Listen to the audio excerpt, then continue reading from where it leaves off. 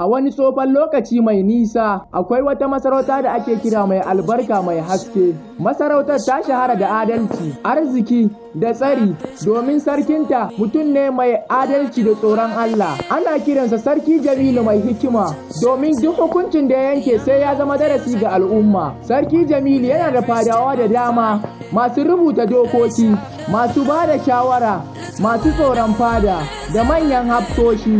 Amma a cikinsu duka akwai mutum guda ɗaya da ya fi kusanci da shi, wanda ake kira Barde Bafade Suleiman. Salisu mutum ne mai hankali, magana kaɗan, amma idan ya yi magana kalmominsa kan ratsa zuciya. Shekaru da dama, Sarki Jamilu yana lura da wasu yadda suke aiki tukuru, suna sadaukar da kansu don ci gaban masarauta ba tare da neman yabo ko kyauta ba. Wasu kuma suna kusa da sarki ne don amfanin kansu, suna nuna biyayya a fili amma zuciyarsu cike take da hassada da yaudara. Wata rana da safe, bayan an kammala zaman majalisa, sarki ya zauna shi kaɗai a ɗakin tunani, har dare yana kallon tsofan wani madubi da kakanninsa suka bari. Yana tunanin rayuwa da mulki. A zuciyarsa ya ce, mulki ba ƙarfi ba ne, mulki amana ne, amma ba zan yarda da amanan zuciyar ta ba. A nan ne yanke yin shawarar yin wani abu na sirri. Da yamma, sai sarki ya aika aka kira babban bafade Salisu cikin gaggawa. Da Salisu ya shigo ya durƙusa cikin ladabi ya ce, ranka ya daɗe sarki na. Sarki Jamilu ya kalle shi da idanu masu zurfi, sannu ya ce a hankali, Salisu ka shafe shekaru kana yi min aiki, kana ganin fadawa da idon basira. Ina so in ware wasu fadawa domin in ba su kyauta mai girma. Salisu ya sunkuyar da kai ya ce, wannan alheri ne ranka ya daɗe.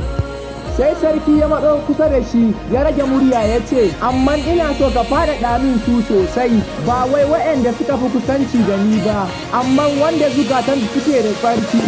Ina so jerin sunayen ya zama kyakkyawa kamar adalci. Babban bafade ya ji nauyin maganar, ya san wannan ba aiki ba ne mai sauki, domin wasu fadawa suna da fuska biyu, ɗaya a fili ɗaya a ɓoye. Ya ɗan yi shiru sannan ya ce, ranka ya daɗe, wannan aikin yana buƙatar lokaci da lura, amma zan yi iya ƙoƙarina in zaɓi wanda suka cancanta, ba wai don tsoro ba ko don son rai. Sarki ya yi murmushi, amma murmushin mai ɗauke da sirri ya ce, na san da kai hakan, amma ka sani Salisu, wannan kyautan ba kuɗi kaɗai ba ce, gwaji ne, gwajin zuciya. Da wannan maganar zuciyan bafade ta buga da ƙarfi. Ya fahimci cewa sarki ba wai kawai yana so ya saka wa fadawa ba ne, yana so ya gano gaskiyar mutane. Da Salisu ya fita daga fada, sai ya tsaya a harabar masarauta yana kallon mutane suna shiga da fita. A zuciyarsa ya ce, wasu suna aiki don Allah, wasu kuma suna yi don idon sarki, amma lokaci zai zo da gaskiya za ta bayyana. A wannan daren, labari ya fara yaɗuwa. A masarauta sarki zai ba da babbar kyauta.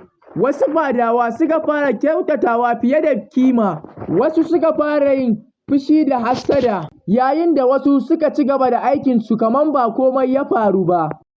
Washe gari da sassafe, babban bafade Salisu ya fara aiki da sarki ya ɗora masa.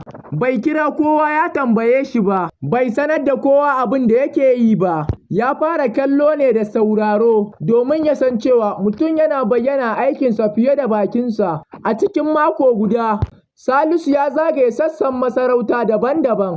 Ya ga fadawa masu kula da talakawa, masu karɓan haraji, masu tsoron iyaka, da masu kula da dokokin kasuwa a duk inda ya je. Yana tsaye a gefe yana kula wake aiki idan babu ido, wake canja hali idan ya ga babban mutum.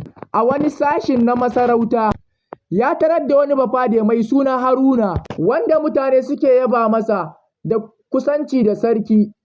Salisu ya lura cewa Haruna yana tsawatar wa talakawa, yana karɓan abin da bai dace ba, sannan idan ya ji ana zuwa daga fada, sai ya canja fuska ya zama mai tausayi. A zuciyarsa Salisu ya ce, wannan mutum yana gina suna ne ba gaskiya ba.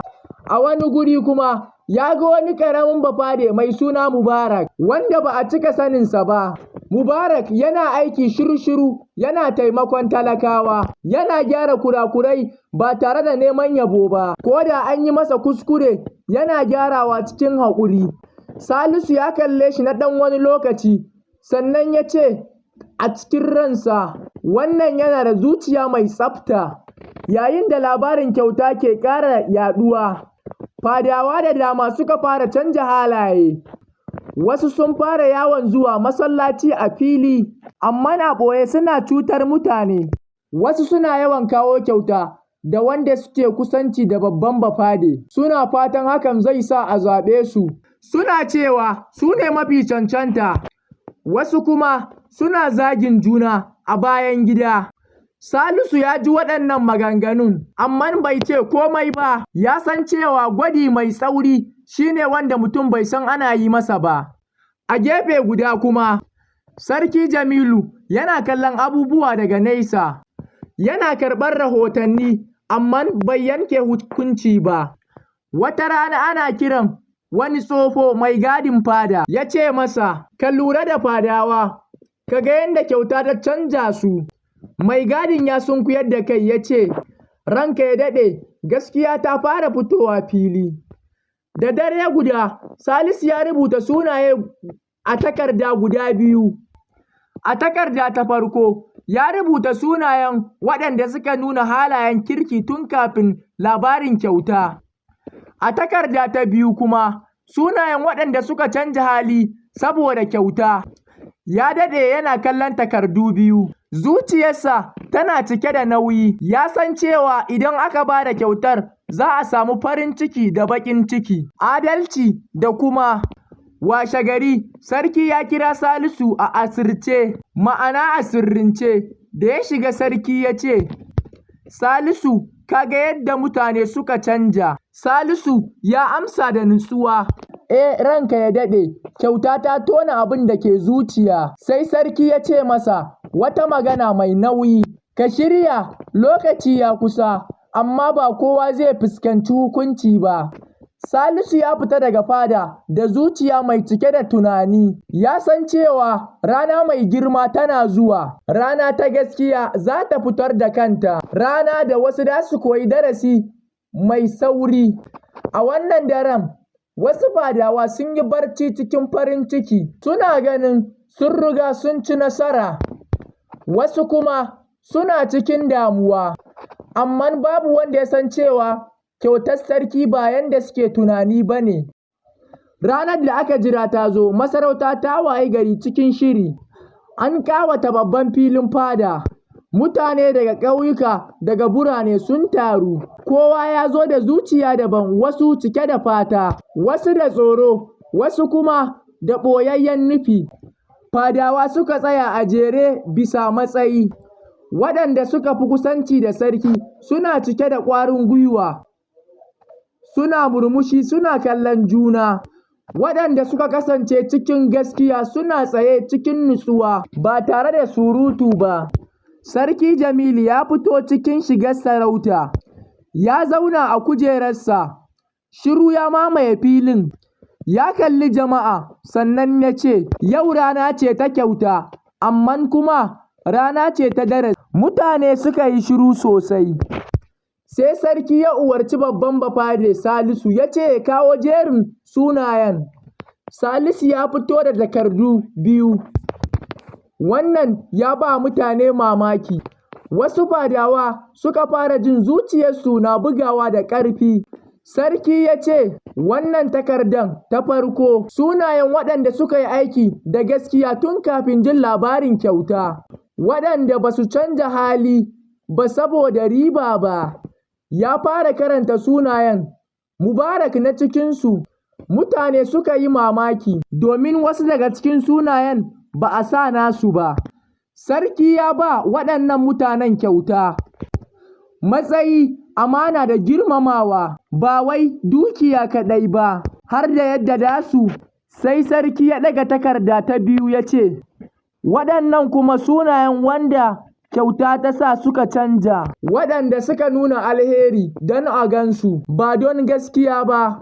Sarki bai zarge su da baki ba, sai dai ya ce, ba zan hukunta ku da azaba ba, hukuncinku shi ne in dawo da ku inda kuka dace, ku koyi darasi, mulki ba wasan kwaikwayo ba ne.